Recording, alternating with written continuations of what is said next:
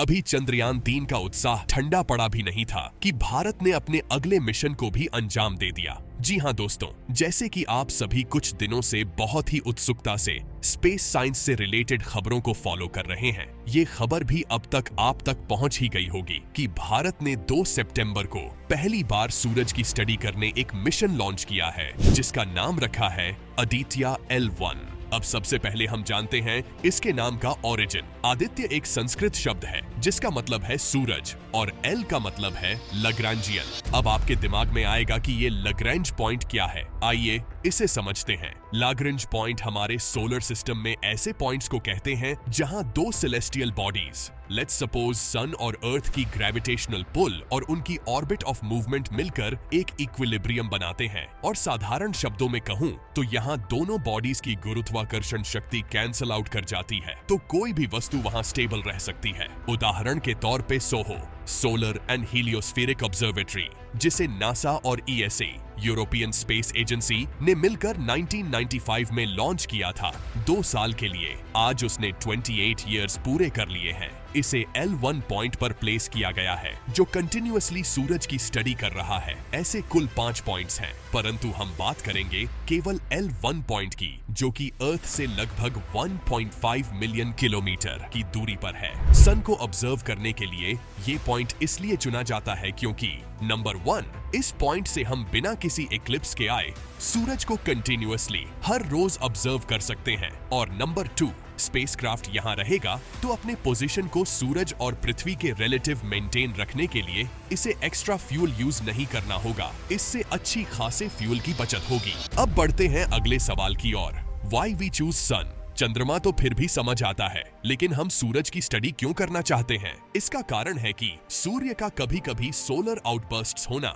जिससे बहुत सारी इलेक्ट्रोमैग्नेटिक रेडिएशंस, जिसमें हर प्रकार की रेज जैसे यूवी, गामा निकलती हैं। इससे पृथ्वी पर रह रहे लोगों के दिनचर्या पर काफी असर पड़ता है, जैसे कि पावर ग्रिड्स का ठप्प पड़ जाना या बिजली लंबे समय के लिए गुल हो जाना, सिग्नल ट्रांसमिशंस पे प्रॉब्लम्स आना। ऐसे किसी भी अनोमलीज को प्रिवेंट करना तभी मुमकिन होगा अगर हम इसके बारे में अर्ली वार्निंग तैयार रख सकें, और ये तभी मुमकिन है अगर हमें सूरज में हो रहे बदलाव, उसके कारण और भी इससे जुड़ी अन्य बहुत सारी जानकारियां मालूम हो। बस इन्हीं सारी बातों का पता लगाने दुनिया अभी सूरज के मिशंस की ओर आगे बढ़ रही है, क्योंकि अब भी सूरज के लेयर्स से जुड़े बहुत सारे ऐसे सवालों के जवाब मिलना बाकी है, जिससे हम बहुत सारी मिस्ट्रीज सुलझा पाएंगे। आदित्य L1 का मिशन लाइफ है 5 साल। इन 5 सालों के दौरान इसके पेलोड्स बहुत ही क्रूशियल इंफॉर्मेशन प्रोवाइड करेंगे, जिससे हमें कोरोनल हीटिंग की प्रॉब्लम समझने में मदद मिलेगी। आपको बता दूं कि कोरोना सूरज की बिल्कुल आउटर लेयर को कहा जाता है।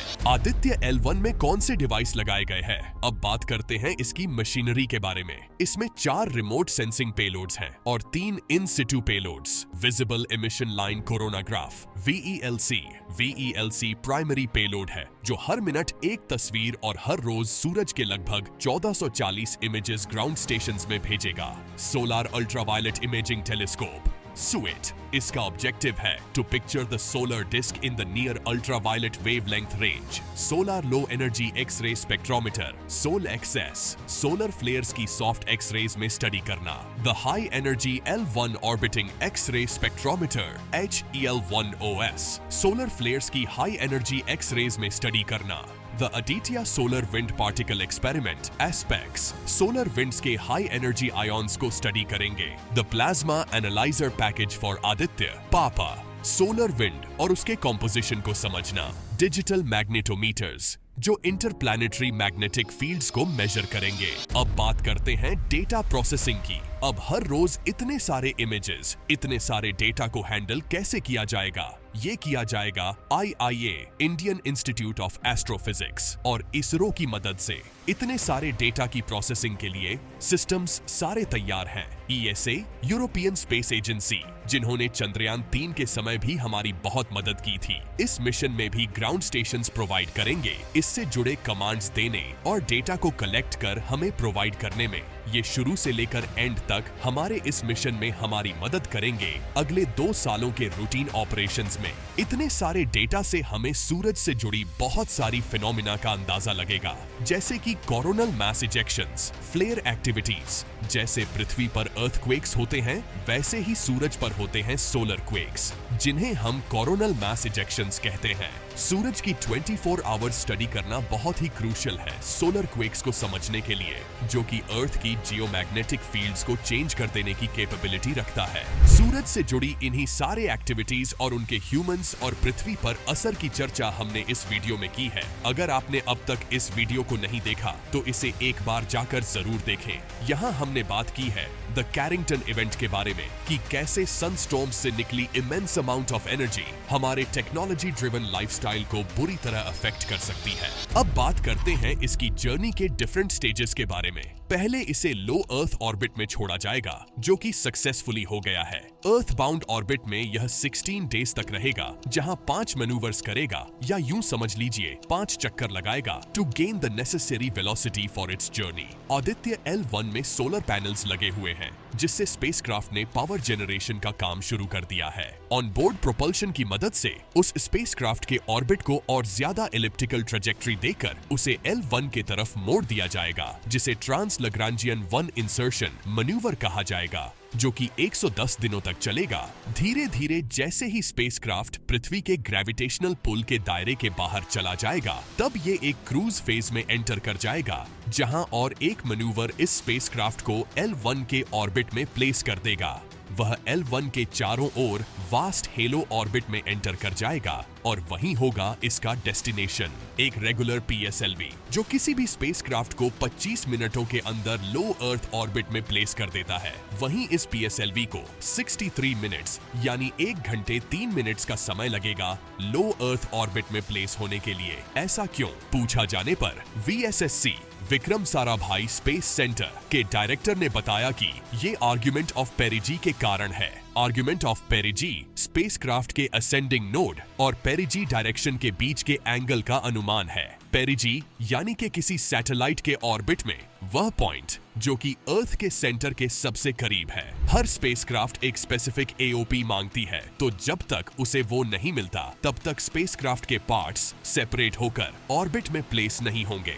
ये होगा one of the longest PSLV missions ever undertaken. इससे भी ज्यादा समय लगा था ब्राजील के अमेजोनिया सैटेलाइट को, जिसे बहुत सारे सैटेलाइट्स को लो अर्थ ऑर्बिट में प्लेस करने में 1 आवर 55 मिनट्स लगा था। पर अंतर यही था कि वहां बहुत सारी सैटेलाइट्स लॉन्च की गई थी, अनलाइक आदित्य L1। इस पूरे सफर को मालूम है कितने दिन लगेंगे? चलिए आपको 5 सेकंड्स देता हूं, आप अनुमान लगाइए।